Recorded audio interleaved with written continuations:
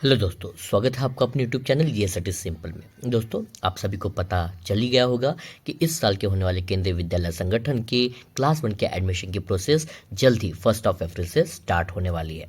Form भरने की जो डेट्स है वो 1 अप्रैल से 15 अप्रैल का विंडो दिया गया है और क्लास 1 के एडमिशन की प्रोसेस आप सिर्फ ऑनलाइन रजिस्ट्रेशन करके ही फिल कर सकते हैं। राइट। तो आइए इस साल की जो गाइडलाइंस आई है केंद्रीय विद्यालय संगठन की तरफ से क्लास 1 के एडमिशन के लिए, उनके ऊपर हम थोड़ी सी चर्चा कर लेते हैं। सो दोस्तों, आइए सबसे पहले देख लेते हैं सबसे इम्पोर्टेंट जो क्राइटेरिया होता है केंद्रीय विद्यालय में क्लास 1 में या किसी भी क्लास में किसी भी बच्चे का एडमिशन करने का। सो सबसे पहला जो क्राइटेरिया है वो है criteria eligible age for the admission.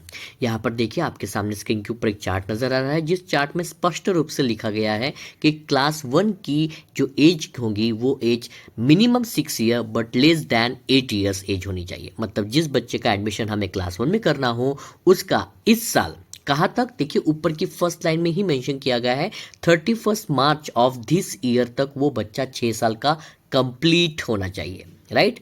6 साल प्लस उसकी एज होनी चाहिए, 6 साल एक दिन से भी एज चल सकती है, से 8 साल तक वो बच्चा होना चाहिए। तो वो बच्चा इस साल केंद्रीय विद्यालय की क्लास 1 के लिए एडमिशन में एलिजिबल माना जाएगा। राइट। अब देखिए दोस्तों, अगर किसी बच्चे का जो बर्थडे है वो अगर 1 अप्रैल को आ रहा है तो देखिए यहाँ पर 31 मार्च तक का लास्ट डे बोला गया है, और उसका बर्थडे गलती से अगर 1 अप्रैल को भी आ रहा है, जो कि कोई प्रॉब्लम वाली बात नहीं है, क्योंकि केंद्रीय विद्यालय संगठन यहाँ पर क्लास 1 के एडमिशन के लिए एक दिन का ग्रेस पीरियड एडमिट कर लेता है, मतलब मान जाता है, सिस्टम जो है वो फॉर्म को एक्सेप्ट कर लेता है। राइट। सो इसी तरह से अगर हम चार्ट में आगे बढ़े तो हमें क्लास 2 की जो मिनिमम ईयर्स एज दिख रही है क्राइटेरिया वो है 7 years but less then 9 years होना चाहिए। यहाँ पर स्पेशल गौर तलब करने वाली बात है दोस्तों कि क्लास 3 और क्लास 4 के लिए जो एज का क्राइटेरिया है वो सेम रखा गया है, जो कि है minimum 8 years but less then 10 years. Right. वैसे ही आप बाकी क्लासेस के लिए भी यहाँ पर देख सकते हैं। ओके, चलिए नेक्स्ट पॉइंट की तरफ देखते हैं, नेक्स्ट इंपॉर्टेंट पॉइंट को डिस्कस कर लेते हैं। सो दोस्तों, बढ़ते हैं आगे और देखते हैं इस साल केंद्रीय विद्यालय की क्लास 1 के एडमिशन के लिए जो सबसे बड़ा बदलाव किया गया है उसके बारे में डिस्कशन कर लेते हैं। तो देखिए स्क्रीन के ऊपर आपको नजर ही आ रहा होगा कि इस साल से क्लास 1 की जो स्ट्रेंथ है, जो इससे पहले 40 हुआ करती थी, उसे घटाकर दोस्तों 32 कर दिया गया है।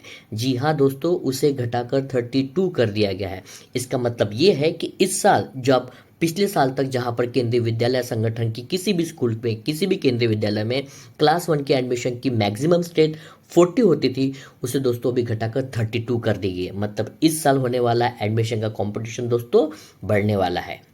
सो दोस्तों, मैं ये चाहूँगा कि आप इस साल जो अपने बच्चों का एडमिशन का फॉर्म ऑनलाइन फिल करने वाले हैं उसे बिना किसी एरर के और सही तरीके से आप फिल कर सकें। इसके लिए आप चाहे तो दोस्तों मेरी इस वीडियो के डिस्क्रिप्शन में दी हुई केवी एडमिशन की प्लेलिस्ट के ऊपर जाके चेकआउट कर सकते हैं। वहाँ पर मैंने आपको केवी के एडमिशन की पूरी प्रोसीजर और एडमिशन के लिए किया जाने वाला ऑनलाइन रजिस्ट्रेशन किस तरह किया जाता है इसके बारे में डिटेल में आपको मैंने इन्फॉर्मेशन दी है। तो आइए बढ़ते हैं नेक्स्ट इंपॉर्टेंट इंफॉर्मेशन की तरफ।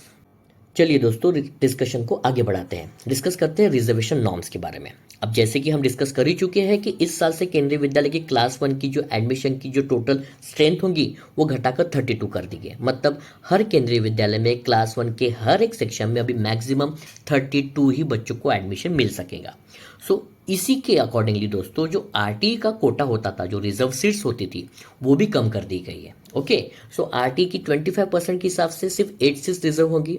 वैसे ही एससी, एसटी और ओबीसी की टोटल 5, 2 और 8 अकॉर्डिंगली सीट्स रिजर्व होंगे दोस्तों। इनमें भी हम फर्क देखते हैं। ये भी एक बहुत बड़ा बदलाव है दोस्तों इस साल से होने वाली केंद्रीय विद्यालय की क्लास 1 के एडमिशन में। साथ ही साथ दोस्तों जो चिल्ड्रन विद स्पेशल नीड्स के जो बच्चे होते हैं, टोटल 21 तरह की डिफरेंट टाइप्स की डिसेबिलिटीज होती है, अगर उनमें से कोई डिसेबिलिटी किसी बच्चे में अगर पाई जाती है तो ऐसे बच्चों के लिए दोस्तों जो क्लास की टोटल स्ट्रेंथ है 32, उसके 3% सीट्स रिजर्व होगी। राइट। चलिए नेक्स्ट पॉइंट को डिस्कस कर लेते हैं। नेक्स्ट और जो लास्ट पॉइंट है इस वीडियो का वो सबसे इंपॉर्टेंट है, जो काफ़ी लोगों को हमेशा कंफ्यूजन में होता है।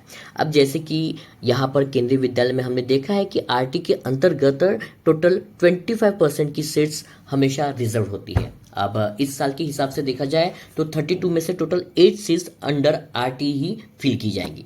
सो आरटी के तहत दोस्तों एक बड़ा इंपॉर्टेंट जो रूल है जो लागू होता है, जो हमेशा अप्लीकेबल होता है, वो ये होता है कि आरटी के तहत उन्हीं बच्चों को एडमिशन उस केंद्रीय विद्यालय में दिया जाएगा अगर वो 5 किलोमीटर की रेडियस में केंद्रीय विद्यालय से उनका रहना है। मतलब उनका जो घर है वो केंद्रीय विद्यालय से 5 किलोमीटर की रेडियस में होना चाहिए। ओके, ये बात जो 5 किलोमीटर का रेडियस है ये दोस्तों जो सिटीज़ वाले एरिया होते हैं, सिटी में जो केंद्रीय विद्यालय है उनके ऊपर एप्लीकेबल है। और साथ ही अगर कोई ऐसे एरिया है जो दूर है, मतलब places and areas other than include in above one, जो ऐसी केंद्रीय विद्यालय है जो मेजर सिटीज़ या अर्बन एरियाज में नहीं आती है, तो ऐसी केवीज के लिए यही जो रूल है ये 8 किलोमीटर का रेडियस हो जाता है। मतलब उस स्कूल से आप जिस बच्चे का हमें आरटी के अंतर्गत एडमिशन करवाना है उस बच्चे का घर 8 किलोमीटर से ज़्यादा दूरी पर ना हो। सो ये बहुत इंपॉर्टेंट क्राइटेरिया दोस्तों आरटी में एडमिशन पाने के लिए।